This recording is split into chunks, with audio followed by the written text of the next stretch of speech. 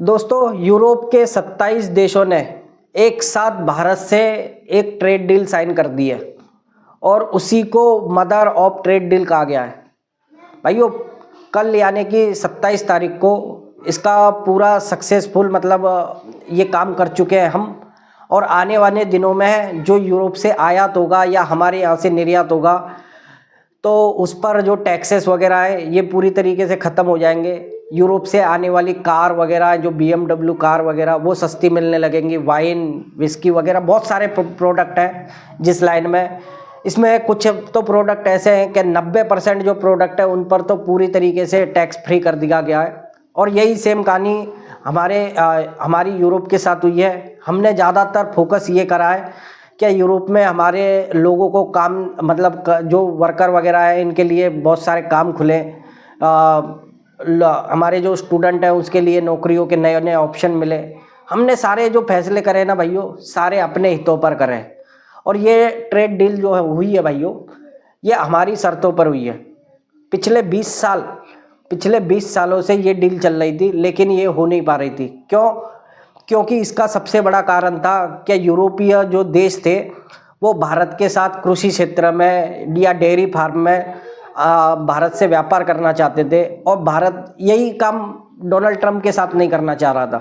America भी यही चाहता था कि उसके डेयरी फार्म या उसके डेयरी प्रोडक्ट या भारत में बिकें या कृषि उत्पादन, जिससे हमारे यहाँ के किसानों को घाटा होता था। और यही कहानी थी कि हमने ये डील तब तक साइन नहीं करी क्या जब तक हमें अपनी शर्तों पर कोई नहीं आया। लेकिन फ़िलहाल में भाइयों आप देख सकते हो कि अब पूरे दुनिया में अब ऐसा कोई बचा नहीं है कि जो भारत से व्यापार नहीं करना चाह रहा है।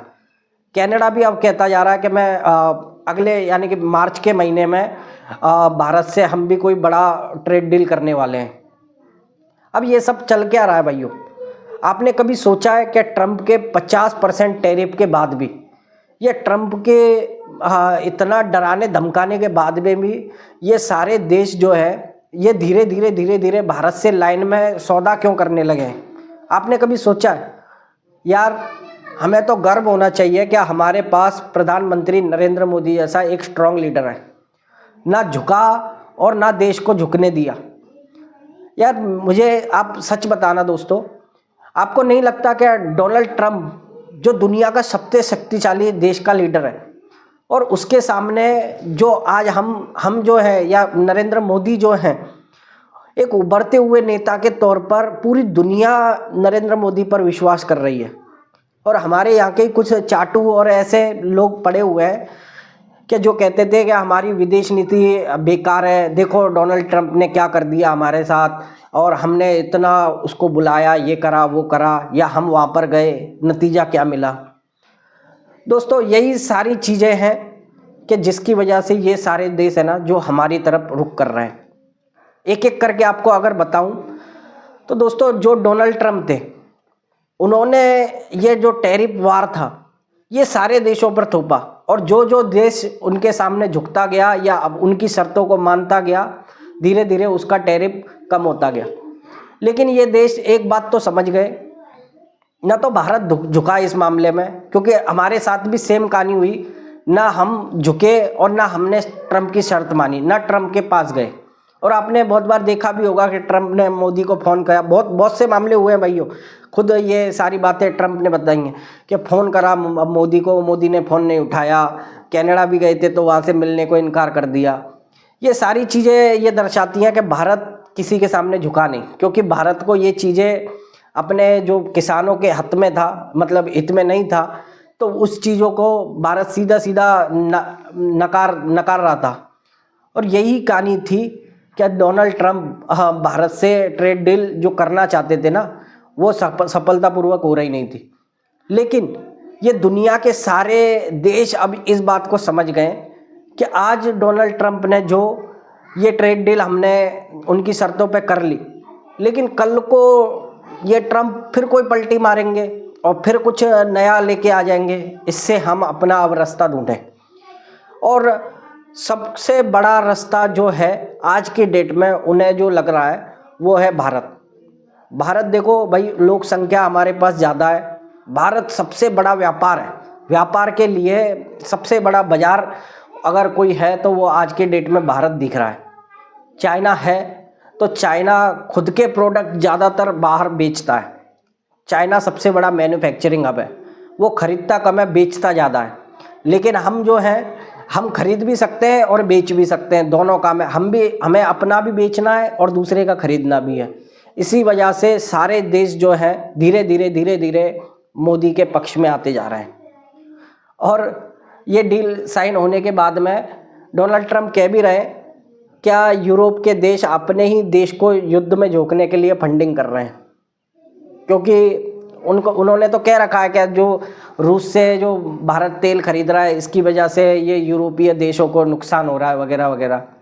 सच्चाई तो ये भी है कि यार यूरोप के देश भी जो है ना, वो रूस से जो तेल भारत खरीदता है उसी तेल को भारत के थ्रू यूरोप को बेचा जाता है। हमारे यहाँ से वो उस तेल को फिल्टर करके यूरोप को बेचा जा रहा था। तो ये भी सच्चाई है दोस्तों। लेकिन अब रियलिटी की बात अगर करी जाए ना भाइयों, तो न तो भारत झुका और न ही आज की डेट में ये यूरोप के देश भी या फिर कोई देश अब झुकने को तैयार नहीं है, क्योंकि सबने देख लिया कि डोनाल्ड ट्रंप करना क्या चाह रहे हैं।